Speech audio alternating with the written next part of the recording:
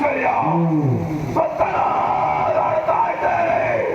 ಕೆಲವಯವಾದಂತಹ ಪ್ರದೇಶ ಕಾಲ್ಗತ್ತಲು ಎನ್ನುವಂತಹ ಶಬ್ದ ಕಿವಿಗೆ ಅಪ್ಪಳಿಸ್ತಾ ಉಂಟು. ಹಾಗಾದ್ರೆ ಯಾರು ನಾನು, ಎಲ್ಲಿಂದ ಬಂದೆ, ಯಾಕೆ ಇಲ್ಲಿ ಬಂದು ನಿಂದೆ, ನನ್ನ ಗೊತ್ತಿಲ್ಲ.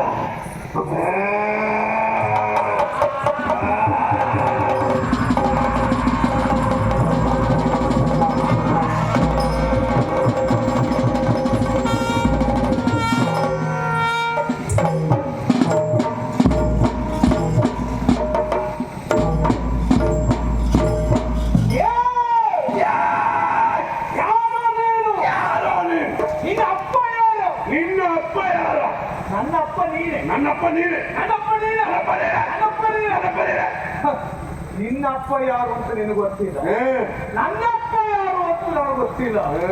ಆ ಕಾರಣದಲ್ಲಿ ಬರುವಾಗ ಕೇಳುವಾಗ